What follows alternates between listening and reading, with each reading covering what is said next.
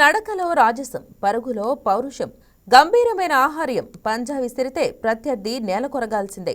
గాన్రిస్తే అడవే దద్దరిల్లాలి. అందుకే అడవికి అసలైన రారాజు పెద్ద పులి. మేలిమి బంగారం లాంటి శరీరం, దానిపై కాటుకతో తీర్చిదిద్దినట్టున్న నల్లని చారలు, చీకట్లోనూ వేటాడే కాగడాల్లాంటి కళ్ళు. ఇదంతా ఎవరి గురించి కాదు, అడవికి రారాజు లాంటి బెబ్బులి పెద్ద పులి గురించే. నల్లమల అడవుల్లో పులుల గణన జరుగుతున్న వేళ పులుల మనుగడ, పెరుగుతున్న సంతానం, తరుగుతున్న అడవులు, అటవీశాఖ ఎదుర్కొంటున్న సవాళ్లపై వైకేటీవీ అందిస్తున్న ఎక్స్క్లూజివ్ రిపోర్ట్. అడవుల్లో పెద్ద పులుల పరిస్థితులపై వైకేటీవీ అందిస్తున్న ఎక్స్క్లూజివ్ రిపోర్ట్. 1940 నాటికి నల్లమల అరణ్యం దాదాపు 10,000 చదరపు కిలోమీటర్ల విస్తీర్ణంలో విస్తరించి ఉండేది. కానీ కాలక్రమేణా జనాభా పెరుగుదల, వ్యవసాయం, నివాసాల విస్తరణ కోసం కృష్ణా నదికి ఇరువైపులా ఉన్న విస్తారమైన అడవులను నరికి మైదానాలుగా మార్చేశారు. బ్రిటిష్ కాలంలో నల్లమల అడవులకు ప్రత్యేక చట్టాలు ఉండగా స్వాతంత్ర్యం తర్వాత ఆ రక్షణ క్రమంగా సడలిపోయింది.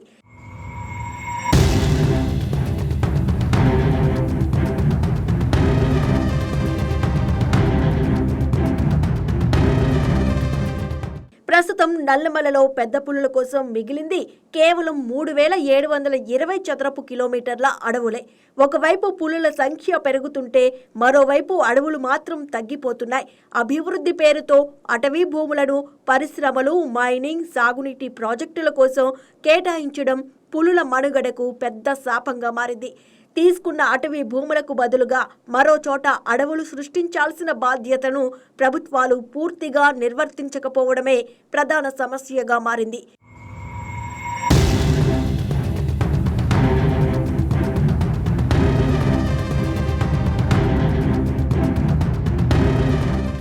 గడిచిన 100 సంవత్సరాల్లో మన దేశంలో దాదాపు 70% పులుల సహజ ఆవాసాలు నశించిపోయాయి. ప్రస్తుతం కేవలం 50% పులులే అడవుల్లో ఉండగలుగుతున్నాయి. మిగిలిన పులులు కొత్త ఆవాసాల కోసం అడవుల నుంచి బయటకు రావాల్సిన పరిస్థితి ఏర్పడింది. దేశవ్యాప్తంగా పెద్ద పులులకు అనుకూలమైన అడవుల విస్తీర్ణం కేవలం 6%కే పరిమితమైంది.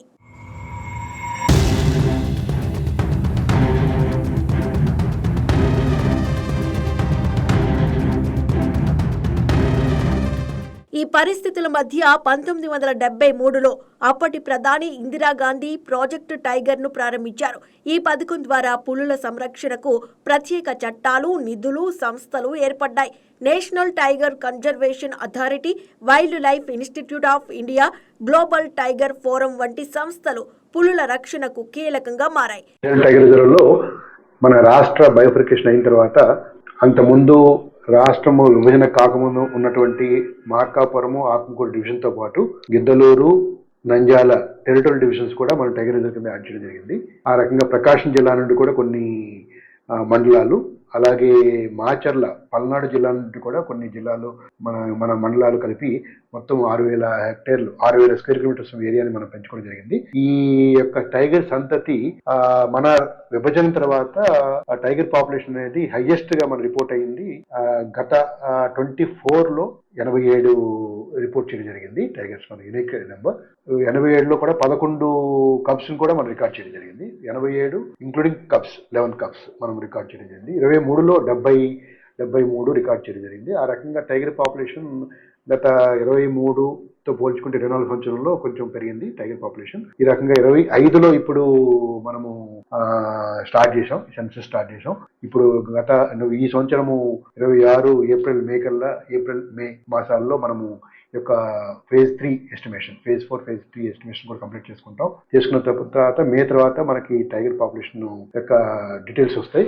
కానీ మేమందరం అనుకోవడం ఏంటంటే ఇప్పుడున్నటువంటి పరిస్థితులను బట్టి అంత ముందు ఉన్నటువంటి పరిస్థితుల కంటే ఇప్పుడున్న పరిస్థితులు కొంచెం ఎక్కువగానే అంటే అనుకూలంగా లేవు అని అనుకుంటున్నాం. ఎందుకంటే ప్రొటెక్షన్ ఆస్పెక్ట్స్ లో కొంచెము ఈ మధ్య కాలంలో గత 2 ఇయర్స్ నుండి కూడా ఈ యొక్క ఉచ్చులు ఏదైతే అడవి పందుల కోసం కానివ్వండి, మరి క్రాప్ డ్యామేజ్ చేస్తున్నాయన్నటువంటి విషయంలో ఉచ్చులు పెట్టడము అడవి పందుల కోసము, అలాగే కొన్ని ఆ అడవి పందుల కోసమో లేకపోతే జింకల కోసమో కానీ ఉచ్చులు పెట్టడం వలన కొన్ని టైగర్స్ కూడా మనకి మృత్యువాతం పడ్డాయి. అది అందరూ తెలిసిన విషయమే. ఆ రకంగా టైగర్ పాపులేషన్ తో పాటు హెర్బివోర్ పాపులేషన్ కూడా ఎక్కువ ఉచ్చులు పడుతున్నాయి. దాని విషయంలో దృష్టిలో పెట్టుకొని మేము కూడా ఈ సంవత్సరము ఈ యొక్క సమ్మర్ లో ఆల్రెడీ మేము ఒక పెట్రోలింగ్ టీమ్స్ చేసుకుని వల్నరబుల్ పాయింట్స్ అన్నింటిని ఐడెంటిఫై చేసి ఫేజ్డ్ మేనర్ లో నైట్ పెట్రోలింగ్ చేయడము, డే పెట్రోలింగ్ చేయడం వలన గత 4 నెలల నుండి కూడా ఈ యొక్క ఉచ్చుల శాతము, అలాగే టైగర్ యొక్క స్నేర్ తో గానీ ఉచ్చులతో గానీ కనబడినట్టు ఆనవాళ్ళు లేవు. దాన్ని మనము పాజిటివ్ సైన్ గా అనుకుంటున్నాం.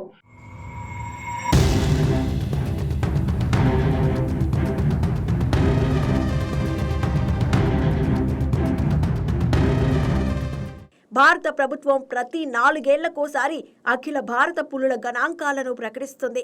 2022 గణాంకాల ప్రకారం పులుల సంఖ్య 60% పెరిగి 4,000కు పైగా చేరింది. ప్రపంచంలో ఉన్న పెద్ద పులుల్లో దాదాపు 70% పులులు మన దేశంలోనే ఉండడం గర్వకారణం.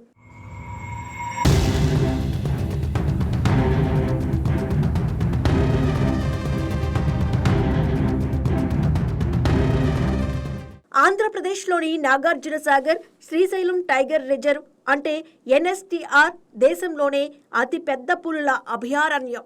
మొత్తం 5,937 చదరపు కిలోమీటర్ల విస్తీర్ణంలో ఉన్న ఈ రిజర్వులో 3,720 చదరపు కిలోమీటర్లు ప్రధాన పులుల ఆవాస ప్రాంతం.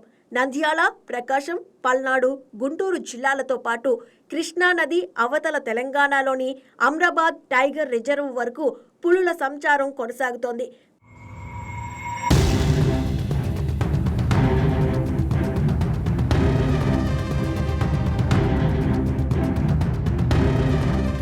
పులుల సంఖ్య పెరుగుతూ ఉండడంతో నల్లమల అడవులు సరిపోవడం లేదు. గత 4 ఏళ్లలో కనీసం 9 పులులు ఆత్మకూరు, గుండ్ల బ్రహ్మేశ్వరం, లంకమల అడవుల గుండా తిరుపతి, శేషాచలం అడవుల వరకు విస్తరించాయి. ఒక పులి గతంలో సుమారు 70 చదరపు కిలోమీటర్ల పరిధిని తన టెరిటరీగా ఉంచుకునేది. అడవులు తగ్గిపోవడంతో ఆ పరిధి ఇప్పుడు 40 చదరపు కిలోమీటర్లకు కూడా తగ్గిపోయింది.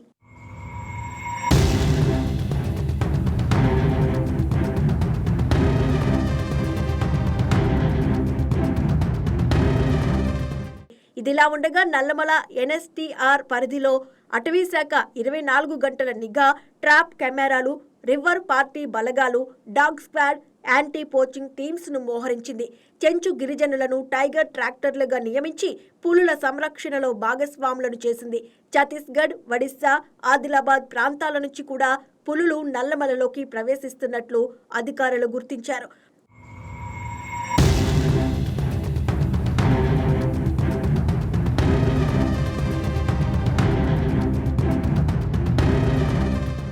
పులులో అభయారణ్యం కానీ లేకపోతే ఇది ఏదన్నా న్యాచురల్ రిసోర్స్ అయితే ప్రకృతి వనరులు ఉన్నాయో, ఈ యొక్క ప్రకృతి వనరుల వలన ఈ ప్రకృతి వనరులు అనేవి ప్రజల యొక్క సంపద. ఈ ప్రకృతి వనరుల నుండి వచ్చేటువంటి ప్రతి యొక్క బెనిఫిట్ ఏదైతే ఉందో అది కూడా ప్రకృతి నుండి ఆ బెనిఫిట్ కూడా ప్రజలకే నేరుగా వెళ్తుంది.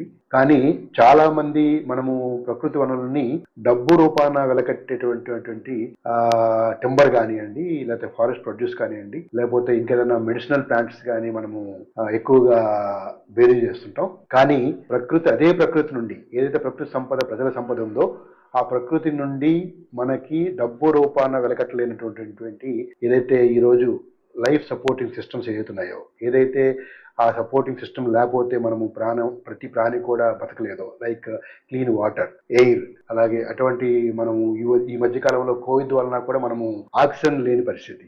ఇలాంటి పరిస్థితి కూడా ప్రజల యొక్క అవగాహనతో ప్రజలకు తెలియజేసి ఈ రకంగా అవగాహన కలిగేసి ప్రకృతి వనరులను కాపాడడం వలన ఇటువంటి వచ్చిన బెనిఫిట్స్ ప్రకృతి నుండి ప్రజలకు వస్తాయనే ఉద్దేశంతో మరి అది చేయాలనుకుంటున్నాం.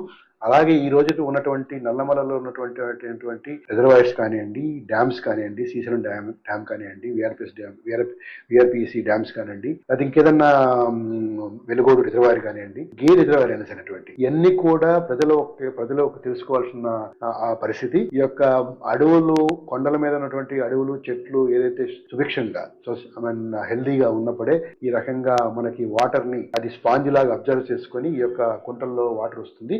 అదే వాటర్ వలన మనం ఈ రోజు కొన్ని లక్షల ఎకరాలు ఇరిగేషన్ ని మనము పంటలు పండించుకుంటున్నాం. అలాగే సాగునీరు కోసం ఉంది కాబట్టి అది మనము కాపాడాల్సిన బాధ్యత ఉంది అని తెలుసుకోవాలి. పులి మనుగడకు అవసరమైంది కేవలం అడవి మాత్రమే కాదు, ఆహార లభ్యత కూడా.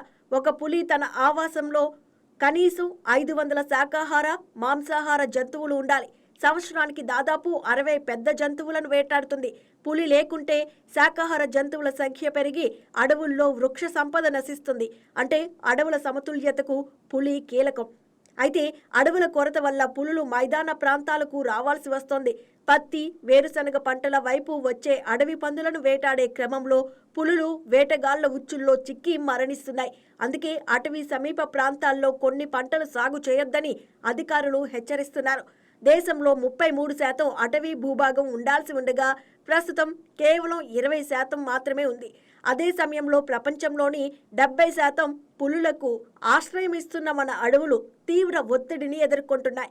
పులి ఉంటేనే అడవి ఉంటుంది, అడవి ఉంటేనే ప్రకృతి సమతుల్యత ఉంటుంది. నల్లమల్ల అడవుల్లో పులుల మనుగడ ఇప్పుడు ఒక హెచ్చరికగా మారింది.